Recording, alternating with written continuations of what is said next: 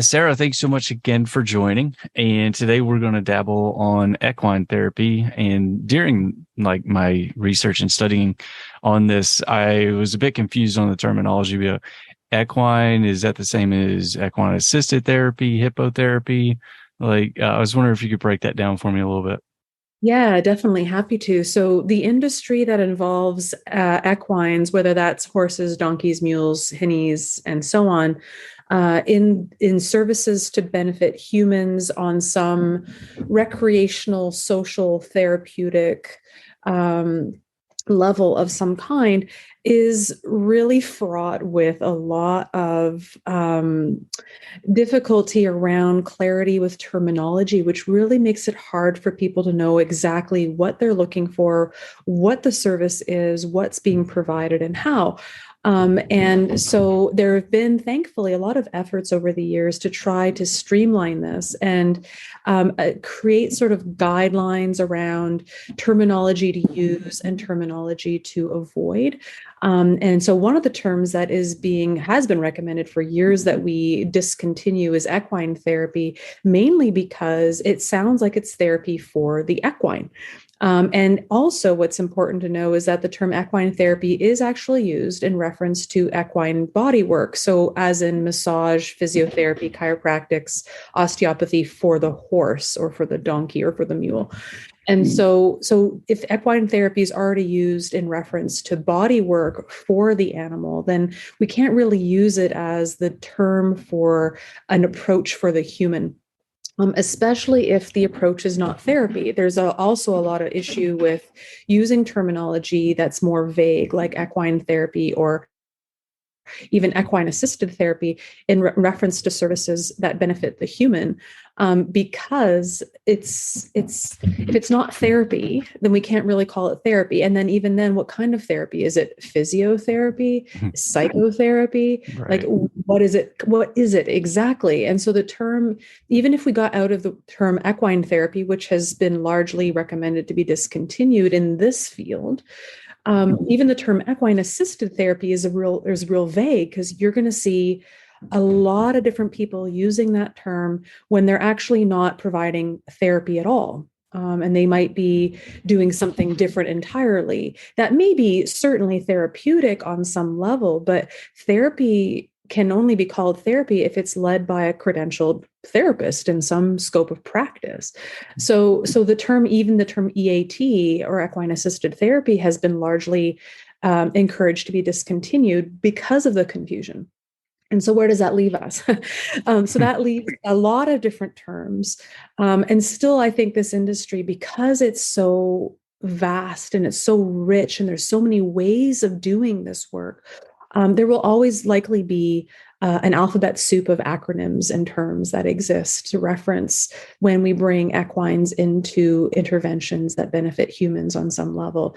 And so largely what we see now is other terminology where it's like physiotherapy involving horses, and physiotherapy, speech therapy, and not chiropractics per se, but occupational therapy.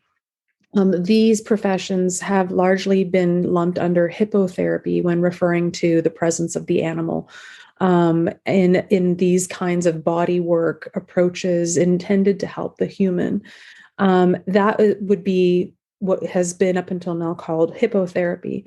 Then there are all the vast ranges of approaches that may not take place on horseback, because hippotherapy often takes place on horseback because it's utilizing the movement of the horse to help with supporting sort of movement or mobilization or range of motion in the human's physical body-oriented sort of therapy.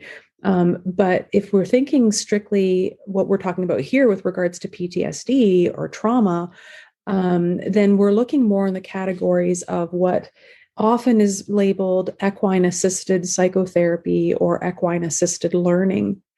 And or there's other versions of this: equine-facilitated psychotherapy, equine-facilitated learning. And then there will be lots of offshoots within that. representing different scopes of practice, different approaches, ways of viewing the animal and its contribution, and including it in the process, and how.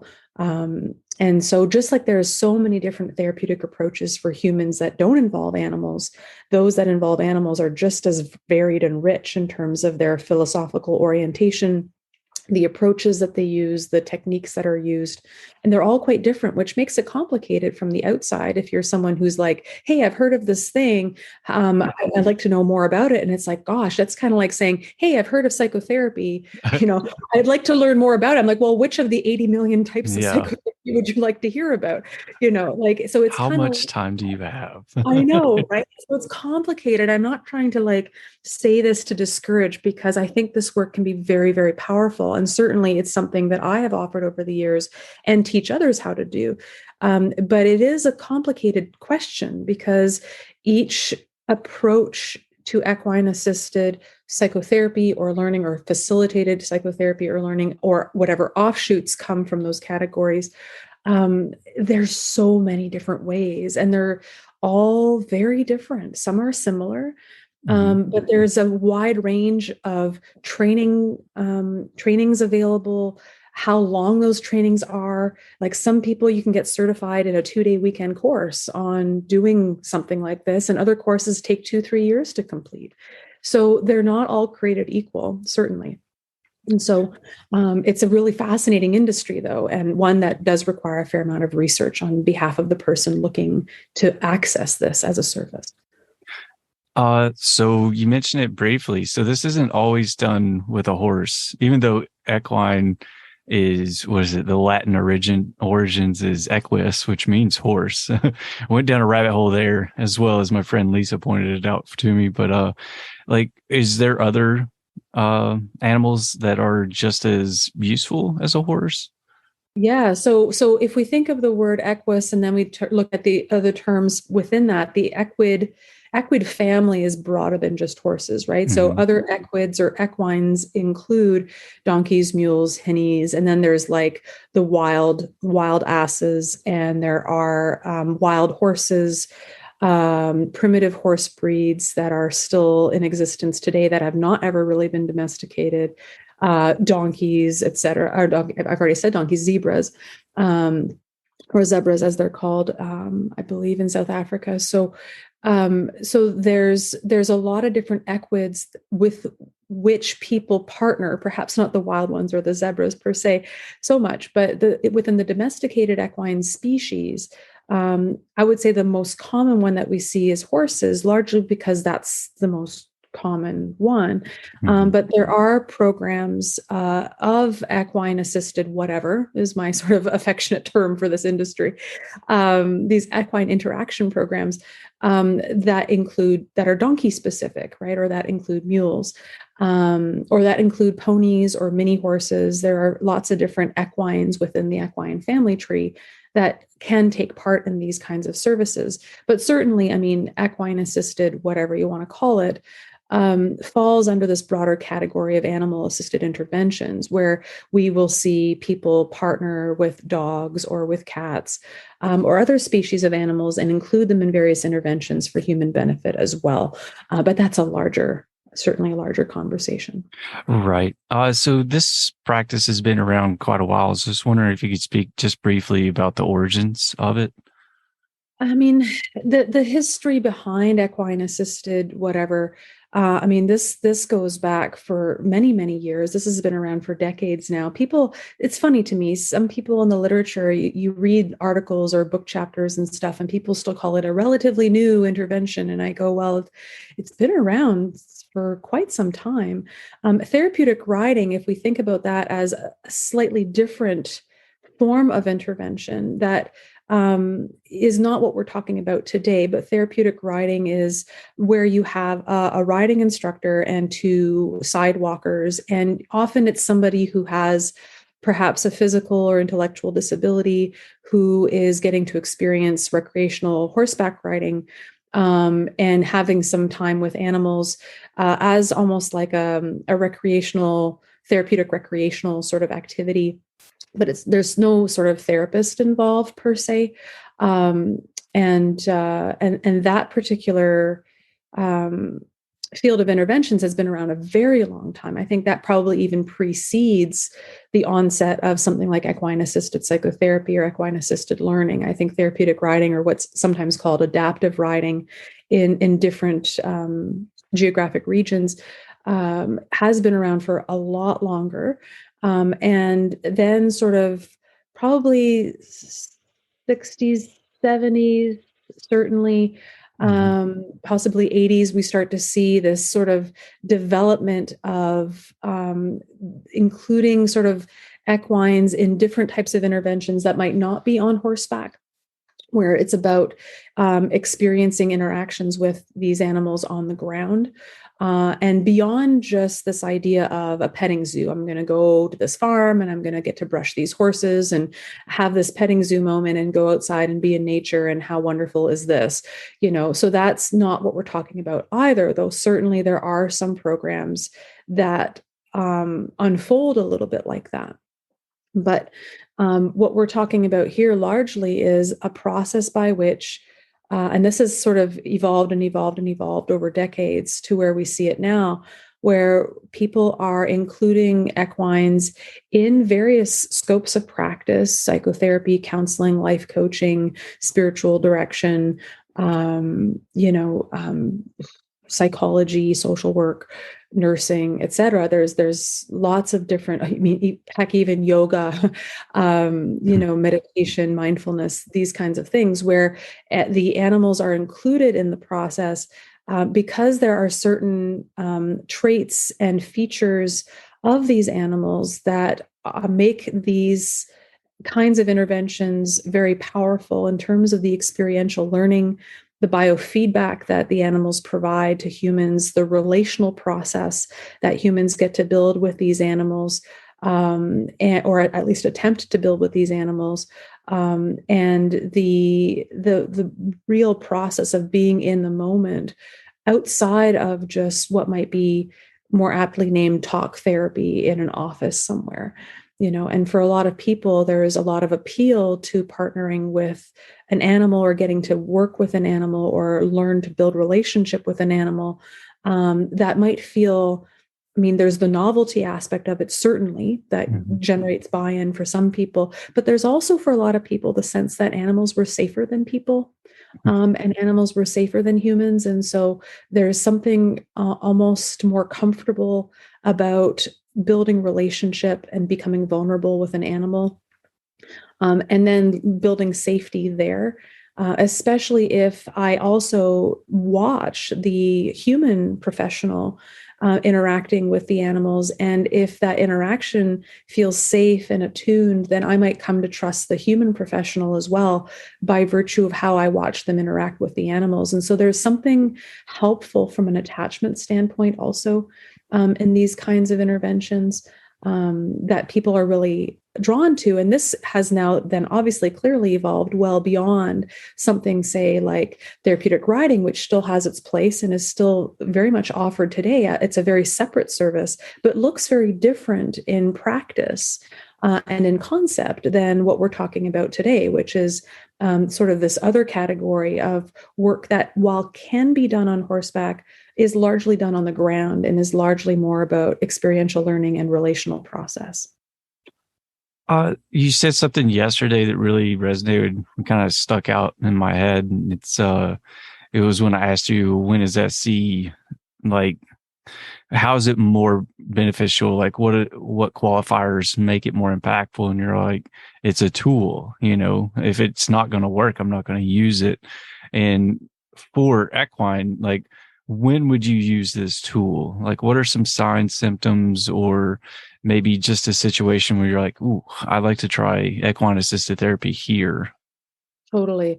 And that's a really great question. And my answer is going to be very, very similar to what I said when we're talking about somatic experiencing, which I love. Like, don't get me wrong, right? I love these things, and the right tool at the wrong time is still the wrong tool. And so one of the things that can come up is, and this is true of any approach, especially approaches that are deemed to be a little bit less perhaps less traditional, right? Perhaps Mm-hmm. these are becoming more mainstream. Certainly, there's much more visibility about these things now. But even for things that are a little bit more unique, that are not so traditional, for instance, sometimes there's this impression that this is going to be the cure-all. Right. This is going to be the thing that fixes everything. Right. It's Right. so unique and different that everything now has to be seen through this lens. And certainly things like somatic experiencing, things like equine assisted, whatever you want to call it, can be very helpful.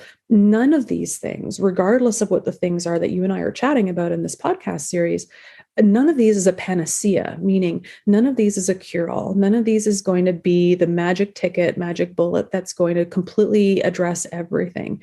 While each of these approaches, whether individually or combined, because you can certainly combine somatic experiencing and equine assisted, whatever you want to call it, for instance, and that's part of what I do.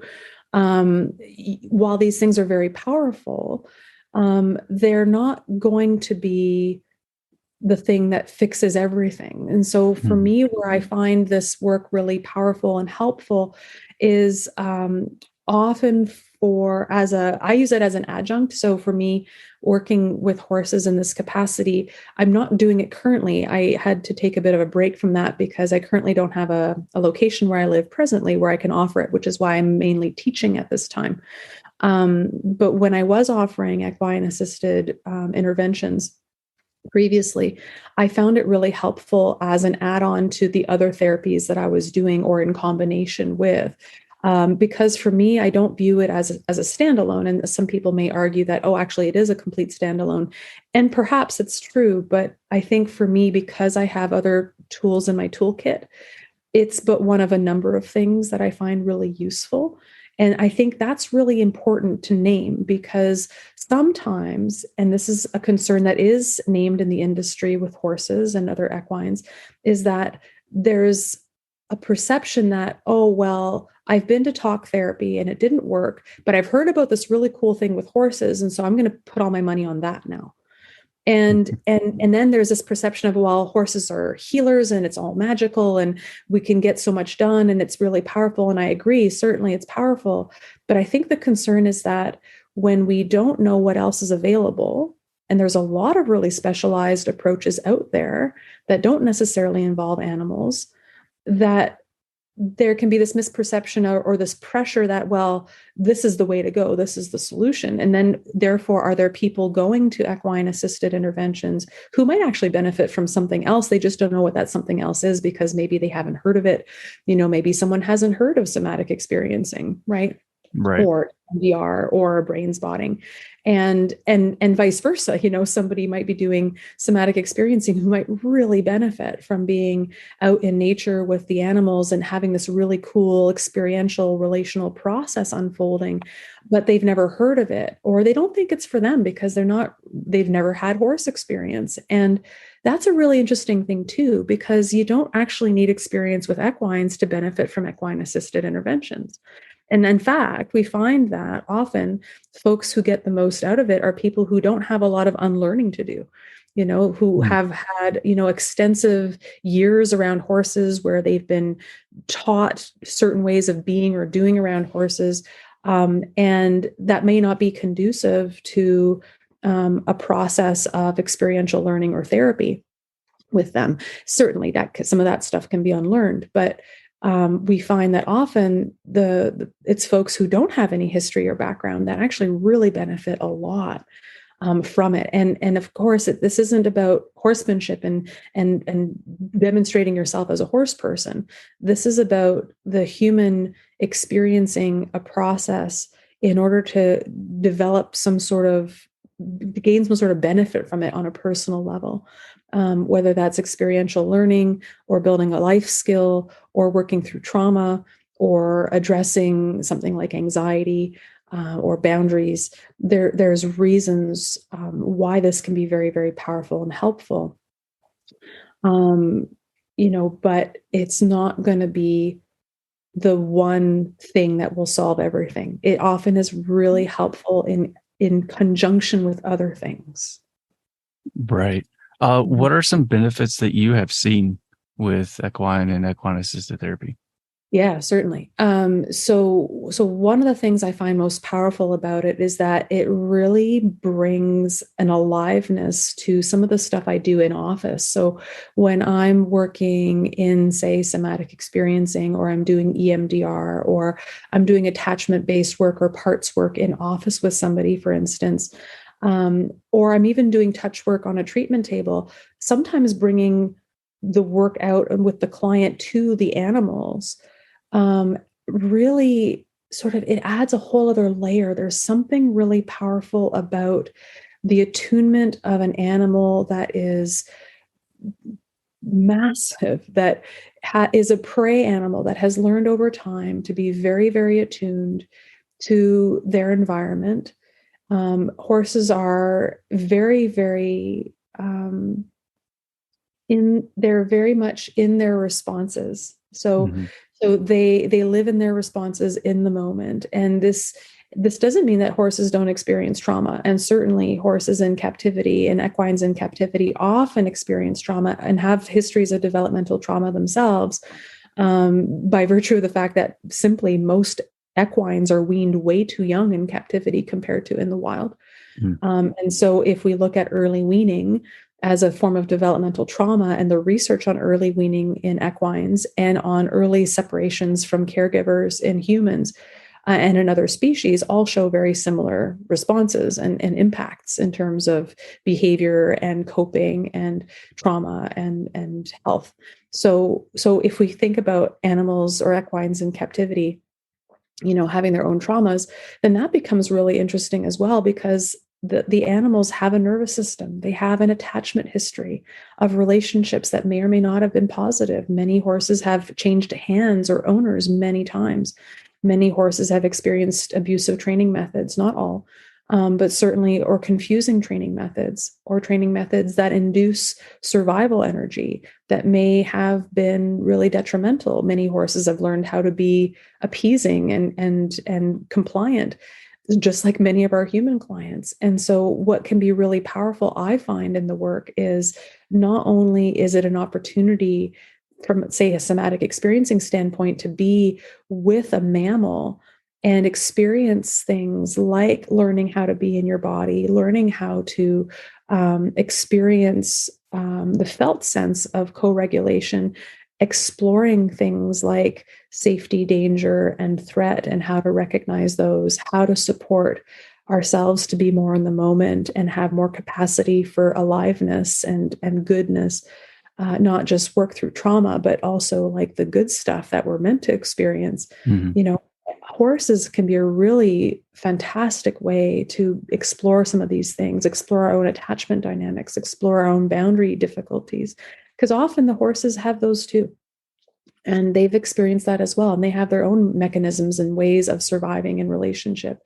And one of the things that I find is essential is, if you're going to be partnering with an animal, or including an animal like an equine in some sort of intervention for the human, that you are paying attention to that process and what's going on for the animal, that the animal isn't just there as some tool that we're including in some process to benefit the human, but ultimately that, hey, this is an animal that has also had a history and may have attachment difficulties and may have some dysregulation in their nervous system at times, or may have learned to be very compliant, just like some of our clients. And if we're missing that, we're missing really, really rich opportunities to notice parallels and similarities, and offer a different opportunity for something different to emerge, both for the horse and for the equine.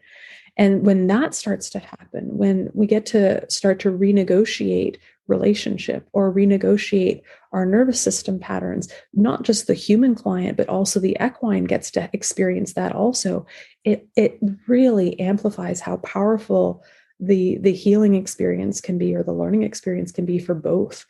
And that's where I find it really becomes, I don't like to use the word magical, but really, really impactful. Mm-hmm. Plus these animals, like I said, can be so attuned and interact in ways that you can't, that's not scripted. Like there are these really powerful, beautiful moments that never in a million years I could have scripted, that it's basically the equine acting on its own behalf. making choices, interacting with humans in particular ways that are just so attuned or so dead on accurate or dead on helpful in that moment, that it just really adds something to the experience, because we're building a relationship beyond just therapist client or life coach client or meditation teacher and client, or social worker and client. It's there's this animal, and there's something just really powerful about that amplifies whatever we would have done on one-on-one. Right. To me, when I was dabbling into this equine, it kind of stood out, horse is a prey animal, very intuitive. So what's one of the stories that I was talking to a gentleman about was once he started processing some of his trauma and getting better with it, not only did his wife and his kids, notice, but his dog even noticed. His dog treated him differently. It wasn't so timid and stuff like that. So I was just wondering, have you seen things like that too, where people become self-aware of maybe the energy they're putting out there, and like how that process evolved over time with a horse, where like maybe the horse might have been a little bit more timid at first, and then eventually it became more receptive because that individual was able to tone down some of that projected, I guess, aggression or something along those lines. Yeah, certainly. And this is what's weird for me, being trained in lots of different trauma therapies, right? Is that I see that result with somatic experiencing, right? Oh, wow. So we see that result with people do SE and it starts to change how they show up in their relationships with their partners, their children, their pets. And so I would say that when you said that, I'm like, yeah, I've heard that with the horses as well. And I've also heard that from clients who haven't done any work with the horses, because they're doing it through somatic experiencing. And so this is what I mean by, like, no one approach is going to be exclusive, in terms of, well, this is a benefit you'll get here, but not over here.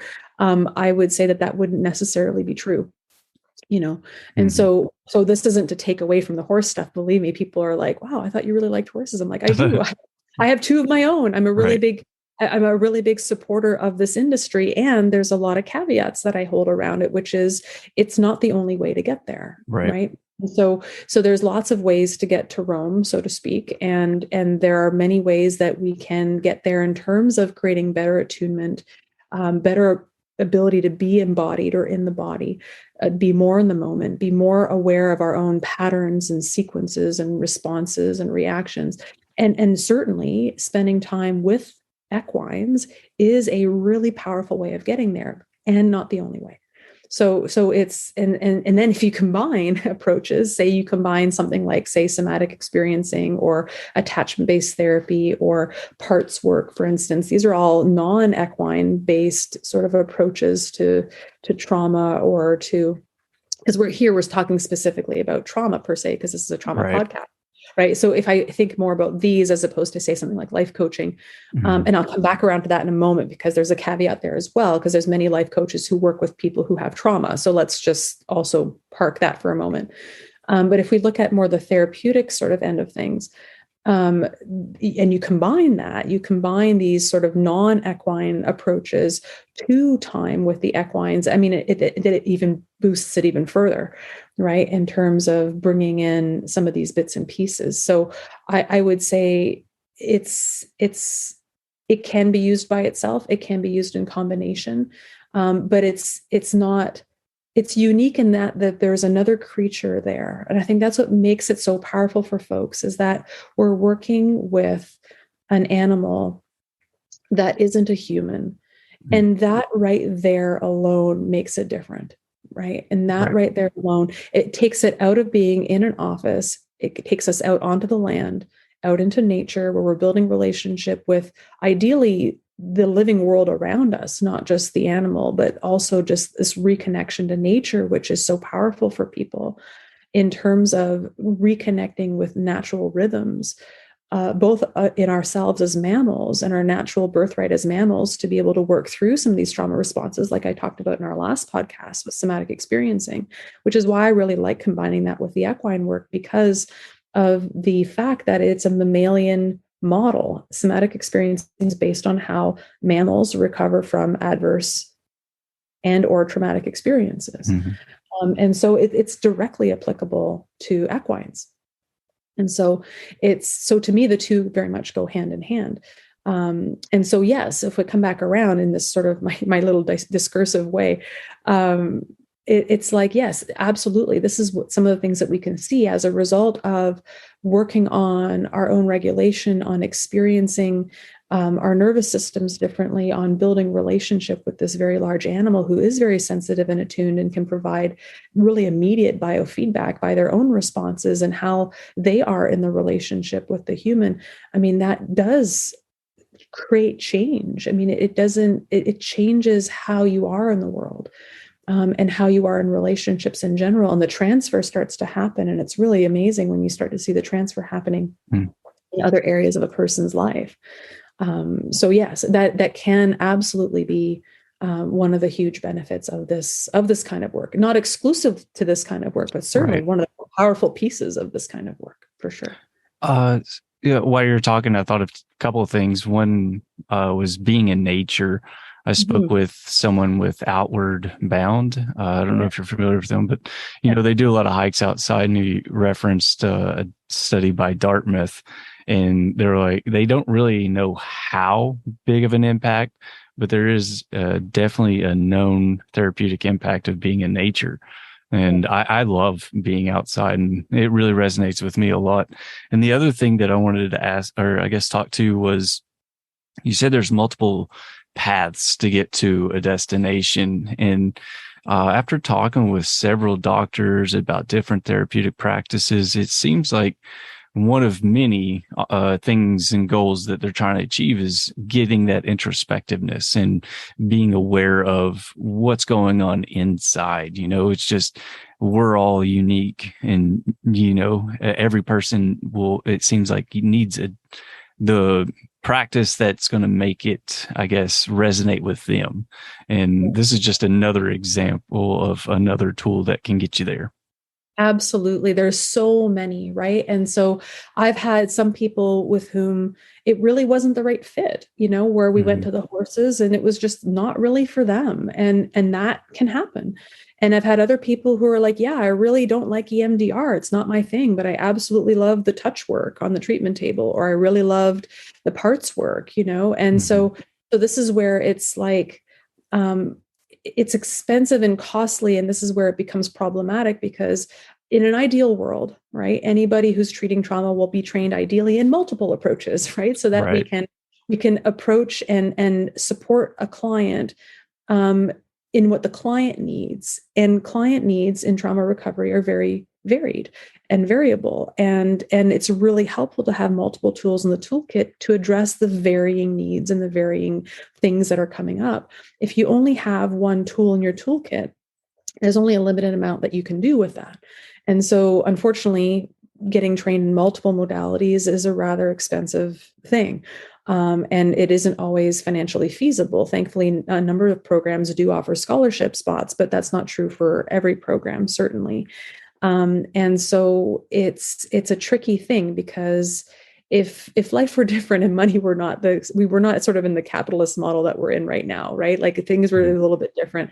I would say, gosh, it would be so great if every person who was treating trauma was trained in like these 8 approaches or whatever, and then that way, we were able to offer a real beautiful integrative mix that really perhaps more completely or more thoroughly supported the needs of people. But that's not always the case. And so equine assisted, whatever you want to call it, can be a really fantastic add-on for helping work with trauma in human populations. I'm coming back around to what I was saying earlier, and there are many, many ways of doing it. And not all of these approaches to equine assisted, whatever you want to call it, are trauma informed. So let's bear that in mind as well. So one of the things that's fascinating for me is that we have an industry where people partner with animals with varying professional backgrounds, varying scopes of practice. And that's really cool. Like, it's really cool to me that it's such a versatile approach. It reminds me to somatic experiencing, of somatic experiencing in that way, where there's many different scopes of practice that get trained in SE, and because it's so versatile. And so I think that's really one of the wonderful things about equine-assisted interventions of various kinds. But of course, the difficulty is that not all of these approaches to equine-assisted, whatever you want to call it, is trauma-informed. And in spite of the fact that many people who are drawn to these approaches usually have trauma of some kind. And so this is especially true, obviously, if we think about things like equine-assisted psychotherapy or equine-facilitated psychotherapy and so on, and the offshoots within sort of the clinical mental health world version of this stuff, but also the ones that are not sort of psychotherapy or clinical counseling or social work, that kind of thing, but like the more allied health allopathic forms like equine-assisted mindfulness meditation or equine-assisted yoga, or you might have equine-assisted learning with a life coach. And some of these folks may be trauma-informed, and some of these folks may be curious about supporting a population that has experienced trauma. So, for instance, you might see a local barn offering equine-assisted learning for veterans, or a local barn offering equine-assisted learning for, women who have escaped, or people who were assigned female at birth who have escaped sort of domestic violence, that kind of situation. And so we start to see these programs that are involving equines of some kind that are not necessarily psychotherapy or counseling or social work, that are working with a traumatized population by design, but that may or may not have a trauma-informed lens on how to best support that population. And colleagues of mine who created equine or animal-assisted play therapy, Risa Van Fleet and Tracy Fat Thompson, say, if the animal wasn't there, right? If the animal wasn't in the equation, would you be qualified to work with that human population on the issues that they're coming to you with? Right.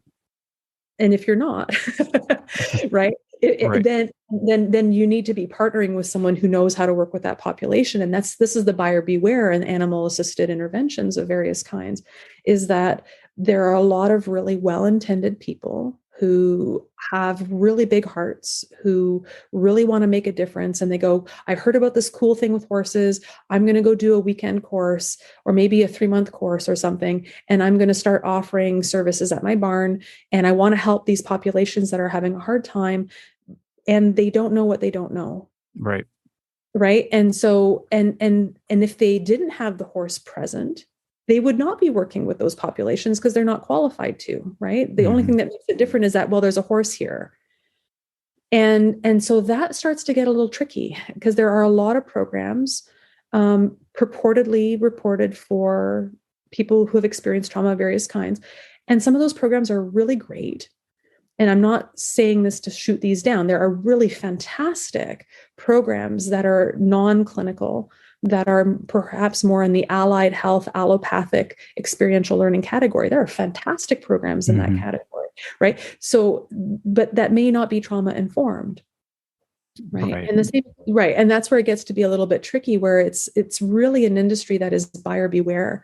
Do your research, look into the credentials of the person offering the program. What experience do they have with people like yourself who are facing these particular issues? What is the goal of the program? What's the scope of the program? What are you going to be experiencing while you're there? What is going on for the animals? How are the animals included or treated or perceived? Right? Are their needs and traumas considered as well?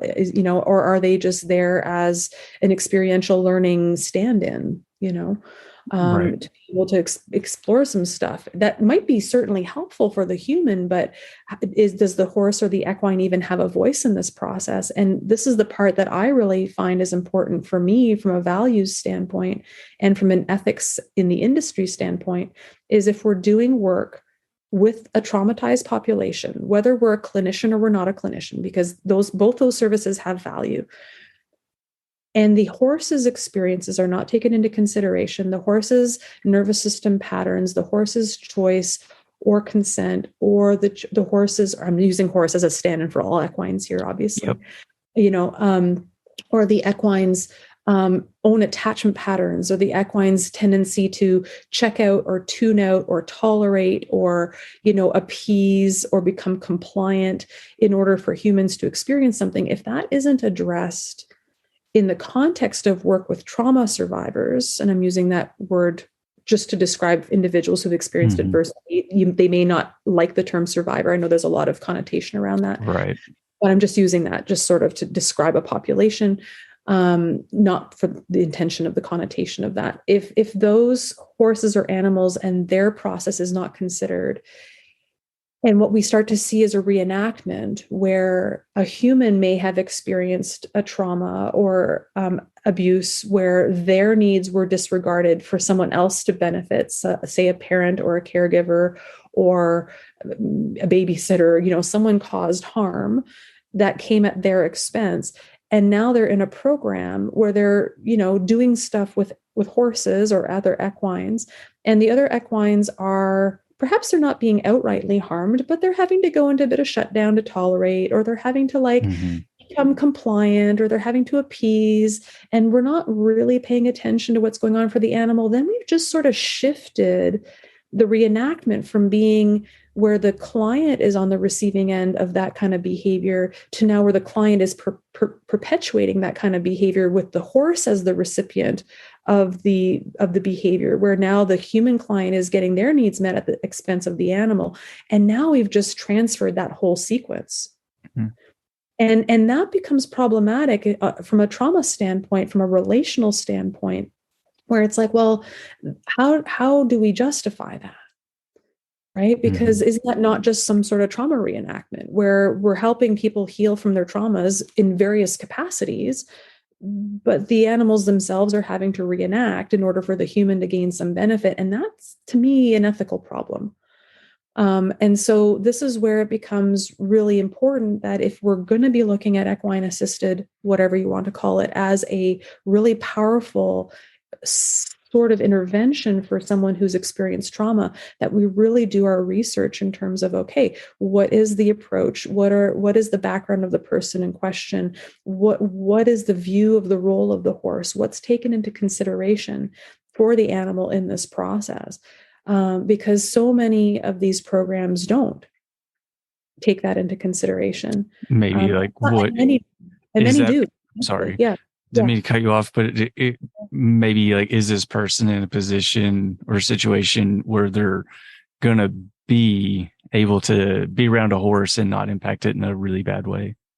Well, and that's what's tricky, right? Because even then, that's subjective. How do we determine that, right? Everyone is going to have a different impression of, well, what is okay and what is not okay. But I think more important is going to be, well, from my standpoint, I go, and this is not something that a human client would necessarily know off the get-go, to ask somebody and say, hey, by the way, are you aware of your horse's traumas? And how do you ensure that the horses are not in a form of reenactment while they're in service with me? That's an awkward question to ask your service provider, Right.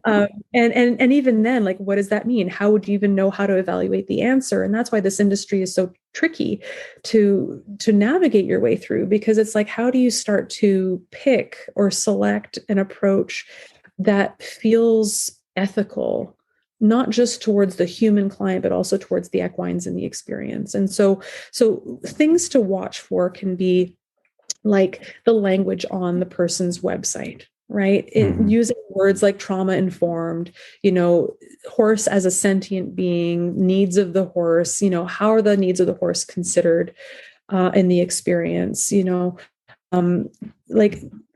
if a lot of these programs look at things like, how do we support the human to learn how to be congruent, where they're aware of their internal sensations and emotions and their actions match that.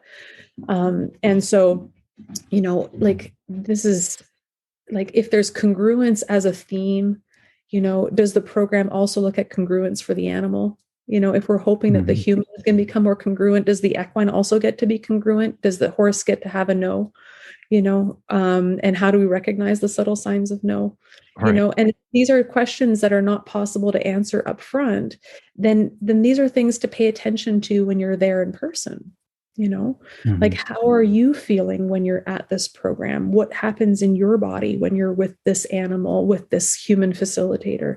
What seems to be going on? Are you feeling a little uncomfortable? And it's not just because being around equines might be new for you, but that maybe you notice the equine in question doesn't really want to be participating, or seems a little bit checked out, or seems to flinch or twitch or tries to move away from contact, but the facilitator kind of holds the animal there so that you can get to keep petting it. Like, there's these subtle coercive actions that take place all the time with the intention of giving the human a really good experience, but that ultimately can be problematic if we're thinking about this idea of trauma recovery.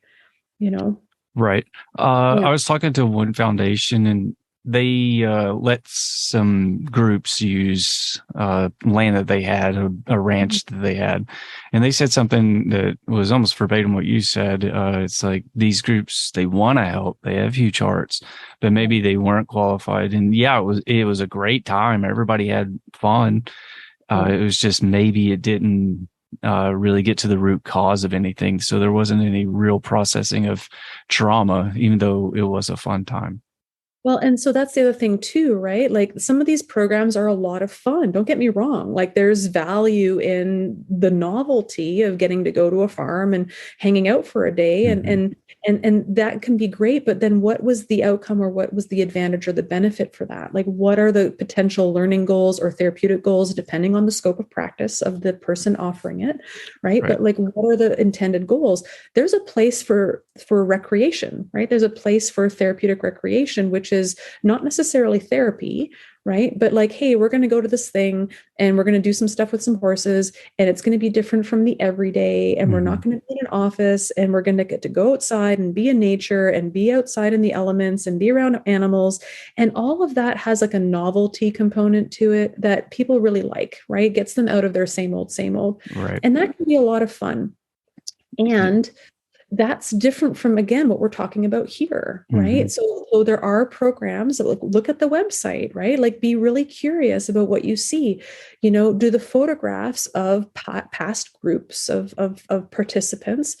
Sometimes you'll see these photographs on websites for marketing, right? Like, a bunch of people showing that they're having a really great time, and like, maybe they all jumped at the same time and the horses are all standing there, or maybe they're all like waving, or they're making a funny face, or they're showing that they had a grand time at this experiential event, or whatever it is that was.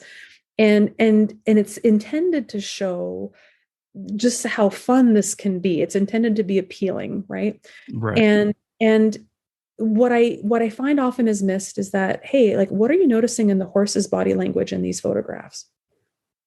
Right? Do the horses look checked out? Do they look rigid? Do they look surprised? Do their eyes seem concerned? You can read a lot by looking at a horse's face, the rigidity of their body posture, if they look braced or clenched. I mean, our bodies do that too. And so it's really like, is their head lifted really high, which is often indicative of like a stress response, or is their head really low? Now, really low can be a sign of being checked out, but can also be a sign of relaxation. But then you want to check out the rest of the face, and so, and I get that a photograph is just a snapshot of a moment in time, and that the split second before the photo might have looked very different, and the split second after the photo might look very different, and that's not necessarily an accurate gauge. But you have to look at all of that in context along with everything else. Right. So the description of the program says a lot. The photographs taken during the program say a lot that are perhaps used in the marketing. Notice the horses. Are they always on lead ropes? Are they sometimes at liberty? Is it always a lot of touch and horses looking like they're being touched and don't really want to be touched, but are on lead ropes and being forced to be touched?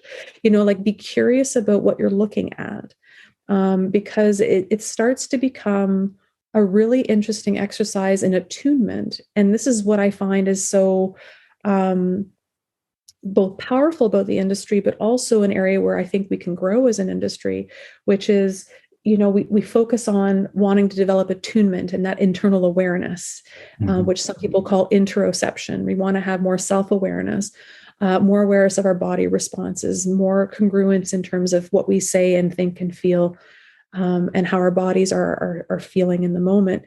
And yet we miss that attunement when it comes to looking at, well, what's actually happening with these animals? Are they in their bodies? Are they checked out? Are they appeasing? Are they, showing signs of anxiety? Are they just going along with this and tolerating because that's what's expected of them? And it's not always going to be that. There are many, many programs that are very trauma informed for the human as much as the equine, or that take the equine's needs into consideration, where there is a certain reciprocity or more relational I thou type relationship, to use Martin Buber's language. This is about us together, navigating this together. Mm-hmm. It's not just, I'm going to do these things with a horse there present as a tool, or as like a prop. And then, that kind of idea. So it's important to really, if we're going to do this work, there's something in the equine industry and other industries now that they're talking about called social license to practice, or social license to operate.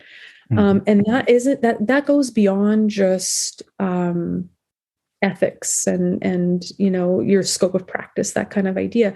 But the social license to practice is, are you operating in a way that others looking in on your practices would stand by them, or that would lead to outcry, kind of idea. And are we, especially now in 2022, with the knowledge that we have now, with the awareness that we have now, are we acting in ways that take into consideration the agency, the trauma history, the needs of the animal, even if we don't know the trauma history for sure, because sometimes equines in captivity have changed hands many times, and we don't always know their full history, but their nervous system patterning, their attachment patterning, their responses, their health issues, their behaviors, those say a lot. And if most equines in captivity were weaned young, most equines in captivity have had to deal with captivity conditions, and various different handling methods that may or may not be paying attention to their needs. And many horses in captivity were trained through the lens of dominance theory. And, all these things are known to be, things that we need to be paying attention to that can be potentially problematic. Then we can work off of a large assumption that, yeah, trauma is potentially in the room or in the round pen with us, not just for the human, but also the equine. So how are we proceeding in a way that takes both into consideration? And thankfully, there are more and more programs now that do focus on this. There are more and more equine assisted, whatever you want to call it, intervention types that do look at the ethics and the welfare of the animals. And that has been such a beautiful shift in the industry. And it's a lot more visible and spoken about now. And so that's a really exciting state of affairs, that this is improving so much. Nice. Mm-hmm. So I just want to loop back to the recreational part, assuming everything is going great with the critters and the horses. So recreation, in my mind, isn't always a bad thing, kind of like you touched on. You can't have a diet that's all fiber. So, sprinkling in some fun's okay too. Yeah. I wanted to get back into like an actual session. So I think we spoke a lot about how intuitive a horse is or equine is, but do you also have tasks for these students or individuals to perform with the equine, so that maybe you can see not just the intuitiveness of the animal, but how they interact with people, or Yes. how they interact with equines? Sorry. Let's talk about that. So as a colleague of mine likes to say, it's not about the activity. That would be Dr. Veronica Lack. Mm-hmm. And so and I like that perspective, that it's not just about the activity with the horse. Everything we do with equines is about building relationship, and it's the relational process where the healing occurs, as opposed to a more activity-based form of this work, which is, well, I'm going to do this activity, and it's the activity that I do that's going to teach me the thing, right? Which is a different sort of lens on it. So one of the ways I look at it as is in terms of relational development. If I am going to be bringing a client out to the horses, I'm not just going to get them started on doing quote unquote activities right away. As in, okay, well, you're going to walk over this obstacle course, or you're gonna go and lead a horse over here, or you're going to go groom this horse right away, because that's almost like saying, you're going to jump into going camping with someone that you've never met before you've even shaken their hand. Right. Right. You know what I mean? Like, I'm going to go skinny dipping with this person that I've never met Right. before. Maybe that's a bad example, because you go to beaches and you don't know anybody, and there's like Jump value. into the deep end of the pool before you I'm learn how to swim. Totally. Yeah, you get where Yeah. I'm trying to go with this. Yeah. Perhaps these are not the best metaphors. I can't find a good metaphor for it. But like it's kind of like we're jumping too far ahead in the process before the relationship has had a chance to develop. Right. And so for me, how I approach this is, and this is my bias, this is not how all equine assisted programs run, is that I'm looking strictly at what's going on in the body and in the relational process between the human and the equine as we're building relationship, which means we're going to start at this way at a distance. You can call it an activity if you like, but it's about the process of what occurs as we're entering into relationship, what activations showing up in the body, what attachment patterns are showing up, what parts are emerging, as we even anticipate taking a first step towards each other, and also for the equine, like what's happening for the equine as I hold the intention, or my client holds the intention of wanting to approach the pasture, and we're maybe 10 feet away, or 20 yards away over in the parking lot. What starts to happen in the animal or animals as we hold this intention of beginning to take a step? So much happens if you really just break that down, and that we miss if we just walk up and walk in and I'm going to go groom you on day one, right? Mm-hmm. Or I'm going to go lead you around an obstacle course to see how you lead an animal, because let's see how you lead with connection, or by being in your head. Like, those are really cool, quote unquote, activities. But to me, it's all part of a relational process. So let's start by building the relationship first, and working with the nervous system and the patterning, and growing the capacity and the connection, so that we can do more and more things together. So it may be that down the road we do something like a leading activity, or maybe we do grooming, but it might not be with a grooming tool, because hey, consensual touch is important. And if the animal doesn't like to have, like, a lot of horses don't actually like to be touched, there's a lot of stress response around touch, because touch with equines especially has often been to benefit the human, right? The horse stands there and tolerates it because they're going to get a saddle put on, and so they have to get this whole grooming experience done. But there's a lot of really interesting research looking at how equines have a higher stress response in response to human imposed touch, especially if the touch is non-consensual, and is just instrumental. And so, yes, grooming can be really beautiful as a grounding activity or a mindfulness activity with horses, but then how do we make it reciprocal? How do we do that in a way that takes the horse's yes and no into consideration? And then we're renegotiating that touch or that boundary experience with the animal, so the animal also gets a sense of feeling attuned to that this is something we're experiencing together, not just you're doing this to me so you get to feel good, right? And so for me, it's less activity and more about, hey, what is going on in the relational process in the nervous system? How is that growing and developing with each subsequent time that we get together? And so that the human is building relationship with a horse or particular horses each time. So it might be a number of appointments before someone actually leads or grooms or does something that might not show up in day one, because we're working on growing capacity and developing relationship, as opposed to here's a bunch of activities because you're going to learn something. And that's not wrong. This is just my bias, right? There's an overarching developmental arc that's taking place that I think is really powerful to actually work through, and then do quote unquote activities as that developmental arc is unfolding, as opposed to doing activities because that's the point. Okay. So from start to finish, like once you start the relationship building to task oriented, I guess, sessions, what is the progression like time frame wise, until you start seeing some sort of impactful benefit in the individual? It depends on the person's goal. 100%.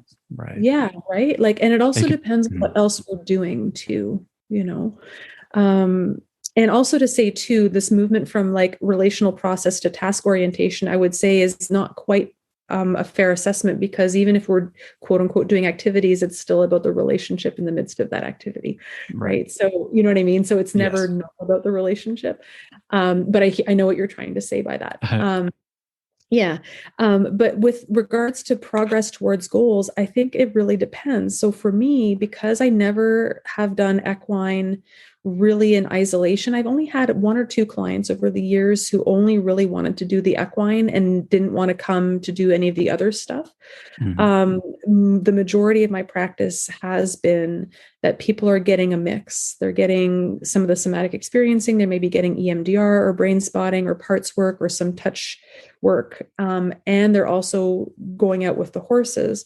So for me to say, oh yeah, within 6 sessions, the person's goals are addressed. I can't even say that for any of my in-office treatments, let alone, Right. time with the horses, because it really depends. It depends on that person's goals, what they want to work on, how complex they are, the nature of what's going on in their lives. Like some people have really complex trauma goals they want to work on, but their life is one crisis after another. And we're doing a lot of crisis management, as opposed to sort of deeper healing work, because we're addressing sort of what life is throwing at them in the moment, as opposed to, hey, life is in a stable enough place. Let's actually start to like process through some of this old stuff. Right. And so it really depends on the person. And again, how many other approaches are we weaving into this? So, but to short answer to your question, beyond all that complexity, I find people when we go out to the horses, there's an immediate response right off the get-go, right? Already being out of an office, being out in nature on the land, in relationship with these big animals, being more present in the moment, being more in your body. I mean, it's a deep dive right into something very experiential, very relational. And I find people are often impacted as of day one. It depends on what that impact is. Right. So Right. I really enjoy how you answered that. I asked that question intentionally because of how you responded to the question last session. And it's just mostly because traditional therapy, in my experience, this is going to be a 4-week course. It's going to be 90 minutes, and we're going to do this, this, this, and this, and this. Whereas it seems like your approach is like, I don't know. I'm going to find out. And then we're going to apply this tool at this time, this tool at this time. And if you still need more work, we're going to keep going. But if you don't, then we're going to stop, And That's right. I really appreciate how you approach that. And I think I really hope that traditional therapy and I guess other psychotherapies kind of apply that method, because I think it's really impactful, And a lot of the retreats I talk to do things that are a lot similar to that too, where it's not like, there's not one specific task or one specific method. It's like they're bringing a whole bunch of different stuff, and they're like, which one works for you? And then if it works for you, then they teach you more about that. Yeah. And let's be clear too, right? So there's a place for short-term work, right? I'm mostly a long-term therapist. Most of my clients see me for longer periods because I'm in private practice. So some people who are working in a short-term model, like 8 sessions or less, they have to get really good at being able to describe, hey, here's what we're going to work on in these 8 weeks. Right. So for instance, if I have a client who comes and says, hey, I can only afford 5 sessions. Yep. What can we do in that amount of time? Then I go, okay, cool. Let's scale back the expectations. And if we look at your overarching treatment plan or service plan or goals for experiential learning or whatever your scope of practice is, and of the intervention, and we look at what the client is hoping to gain and what is realistic to be accomplished in those 5 appointments, based on that person's trauma history, nervous system patterns, attachment style, and then work at trying to get some benefit within those 5 appointments. And certainly you can get some benefit within 5 appointments, but I don't look at it in the manualized way of, well, session 1, we're doing this, session 2, we're doing that, session 3, we're doing this. There's a place for that. especially if we think of like manualized programs, like, hey, I'm signing up for an 8-week course with horses, and there's a group of 6 people, and session 1 we're going to do this, and session 2 we're going to do that.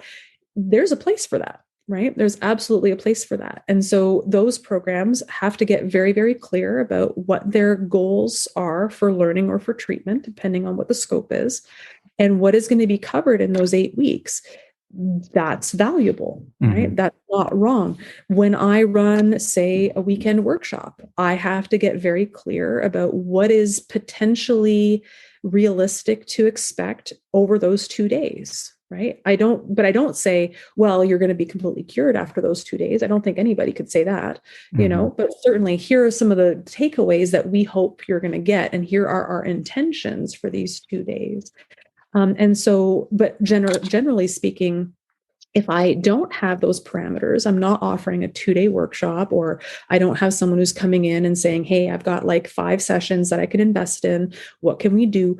Unless those are the restrictions and the parameters that we're working within, then I work with somebody based on where they're at. And I go, okay, cool, let's proceed. Let's see how far we get.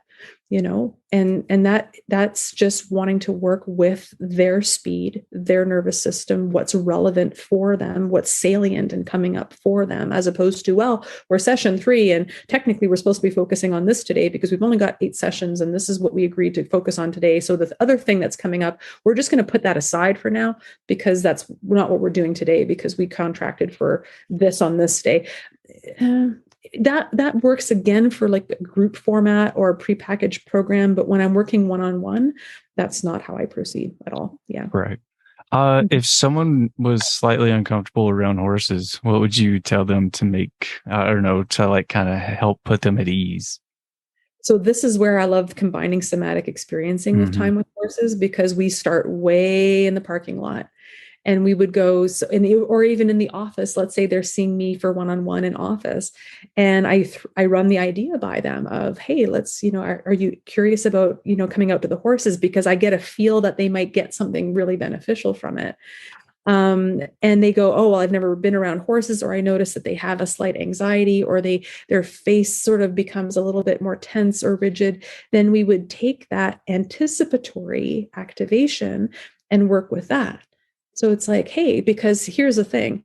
Ultimately, if it's not the horse, then there's something else that there's going to be anticipatory activation around. And how do we help the nervous system grow in its capacity to have a larger window of tolerance to get through life, essentially?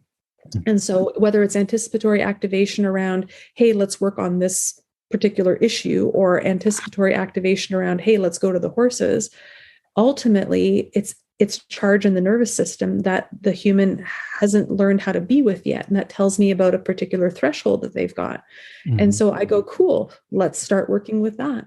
And so we would actually, for me, I would work on the anticipatory anxiety or fear around going to the horses way before we go to the horses. That would be the body-oriented somatic work that we'd be doing to help that nervous system have a bit more space to work through an experience that feels scary, and then that work happens. We're technically, oddly, doing equine assisted approaches even while we're in the human office without a horse present, because it's even just the idea of going to the horses might be activating for some people. And that's where we might begin. We would have to do some SC. Horses scare me. I don't know why, but I've never like been able to even like pet one because I'm just like, you're huge. I don't want to be near you. Yeah. Yeah. Yeah. And that would be fascinating. That would be fascinating work. Yeah. Right. There's one down the street, and I was just speaking with IRES yoga late individual on a Wahoo, and she was like, I'd recommend this because I didn't realize there is an equine veteran program near me, which brings me to the next question. Like, if I was curious about an equine assisted therapy or anything like that, where's a resource that I would go to find someone who may be qualified to teach it?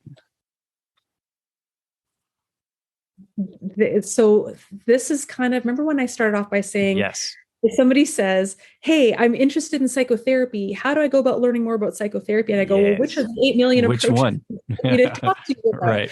So specific to PTSD, veterans, first responders, things of that nature. So, Again, made it smaller, but not a yeah, lot. yeah, it's hard. So this is hard for me to answer because it is so complicated. So for instance, if you're a veteran Mm-hmm. and you want to go and experience something with horses, there are many different options, and all of them may have some benefit to some degree, right? Like, and there's so many different versions. It's like saying, hey, I'm a veteran, I want to do some trauma healing, I'm going to try a bit of somatic experiencing, I might go do some EMDR, I might do a little, you know what I mean? Like I might do a little bit of a number of things, right? And so it might be that you have to test out a few different equine programs before you find one that you feel comfortable with or that you resonate with. Mm-hmm. The programs for veterans, there are a number of specific equine assisted intervention programs, regardless of scope of practice, that do target veterans specifically as a population, right? So that these are veteran specific programs. Those programs, some of them are very trauma informed. And whether it's equine assisted learning that isn't psychotherapy or an equine assisted psychotherapy or counseling of some kind. Some are very, very trauma informed. Some are very trauma informed for the human, but not so trauma informed for the equine. But that doesn't mean that the equine's needs are not being met. So a lot is going to depend on how the service is described. What is the approach to the service? What will you be experiencing when you're there? And so getting a feel for that will be important. Not all programs, for instance, like let's say I had a facility you're on Oahu right now? Big Island. Hawaii. On Big Island. Mm-hmm. Okay. So if let's say I had a facility over there and I said, hey, how about you come over?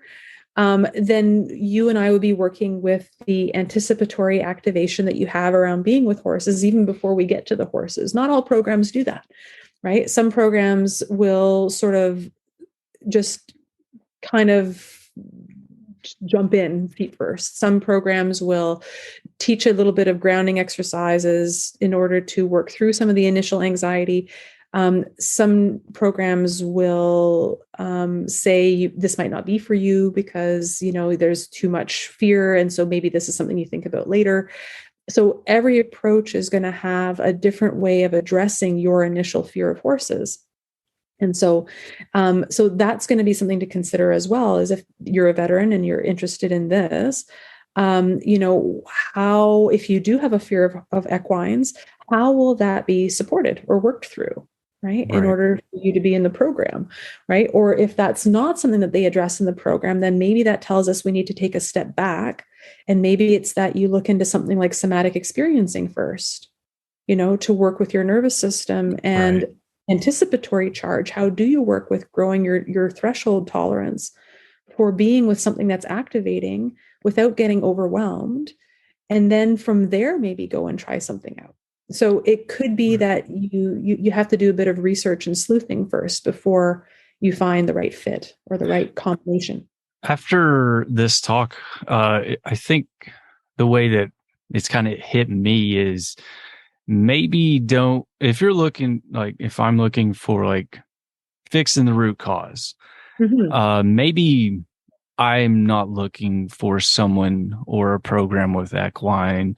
Maybe I should find a psychotherapist that has equine in their toolbox, and be like, maybe I should start that way. And if they find it applicable or beneficial, then maybe that's how I find my way into equine. But if I'm looking for something recreational, then, and just have some fun, then it seems like there's lots of programs out there for that too. And neither way is wrong. Let me just say that. Yeah, right? exactly. You know what I mean? Like there's neither path that you've just described is wrong, right? Mm-hmm. So while from as an experienced clinician being in the industry for such a long time, right? And recognizing the value of being trained in multiple different approaches and being able to mix and match and combine and work with a nervous system, a human and a horse, and the nuances that go into that. My own preference is, hey, like, let's see if we can find someone who's got a lot of tools in the toolkit, including equine, and that way it can all be sort of brought together. That's a unicorn. That's to find that, right? There are a lot of people out there offering that, but there may not be one in your area, in which case, it may be a question of going, okay, cool. Like, how can I approximate that then? Maybe I find someone who's got a few different approaches and I do some work with that person. And maybe that person doesn't do equine, but they've got, like, say, somatic experiencing and EMDR, or brain spotting and parts work, or something where they're doing some trauma work that is more than just talk therapy, that's working with the body and relational patterning. And you do some of that first, and then you add in maybe a weekend workshop that is maybe trauma focused for veterans, but you're not sure what's going on with the horses. Maybe there's a sense of the horses are well taken care of. Maybe their trauma isn't necessarily front of mind, but they seem to have a good sense of ethics, and the animals seem to have their needs taken care of. Well, maybe you do that on a weekend or something and test it out, right? Like, so there's lots of different ways of going about this. So they're not, like we were saying earlier, there's many paths to Rome, right? Right. Someone may hear this podcast and go, you know what, I'm super keen. I really want to go check out this horse stuff. And maybe you go and try a number of different horse programs. Maybe you don't do any of the other stuff that we're talking about. Maybe you go and check out, this program over here, and then you go check out that program over there. And you feel for yourself, like, what's different? What happens each time? Like, what do you notice happens in you? What's different in you as a result? What's going on for the horses? How are they included? Because like I said, there's a million and one ways of doing equine assisted interventions. Some of them have a lot of overlap, and some of them are quite different. And so it could be that you decide you want to test out a bunch of them, and then you get a feel for which one you really resonated with the most. That's also equally valid, right? So I guess what I'm trying to say is that there's no one way to get there. And there's a lot of different approaches out there, both involving equines and without equines, that support trauma recovery. Lots of different scopes of practice that are involved in supporting people with trauma that are not necessarily psychotherapists or counselors or social workers, that are doing really good work. And it all just depends. It does require us to do a bit of homework and a willingness to be curious. As opposed to throwing all your eggs in one basket and going, this is going to be the fit. This is it. Right? Yeah. Okay. Awesome. So with that, I don't have any more questions, but I was going to see if there's anything you'd like to touch on and conceptualize in summary. No, I think just this idea of be curious. What happens when you go to a treatment of some kind, or a program of some kind, if it's not treatment? What are you noticing happens for you? How are you feeling? How are you noticing the animals are treated, if animals are included? If animals are not included, what are you noticing about the professional that you've hired? What's happening with them, their nervous system, their capacity to attune to what's going on for you? And just really feel, how do you know if something feels like a fit, right? What does your body tell you that says, hey, this feels right to me, or this doesn't feel right to me? And you might not know the why. The mental story that explains the why might not be obvious, but you might be catching something. The how are you feeling might be showing up. The what is happening in your body that feels uncomfortable. You might not know why, but you'll know how and what. And if you can be curious about those things, regardless of what approach you're using to support your trauma healing journey, that'll really help with that idea of agency, which is, hey, like, is this a fit for me? This might be a fit for me down the road, but maybe not right now. Maybe right now I need something else. That's great. Notice how you know that, right? What's happening inside that told you that this didn't feel right, either in general or right now, right? And you'll know there's something on the inside, and already that's a step towards your own internal self-awareness, right? And so that's helpful regardless of what approach you're wanting to look at. And so whether equines are included or no equines are included, there's a lot out there in terms of trauma programs and trauma services. So it is a bit of buyer beware, but there's a lot of good stuff within that. Yeah. I agree. With that, we'll wrap it up. Thank you so much. And perfect. Awesome. Thank you so much. I enjoyed it. It was awesome. Thanks, Jonathan. This is great as usual. Pleasure talking to you. Okay. Have a good day. You too. Take good care. Bye-bye. Bye-bye.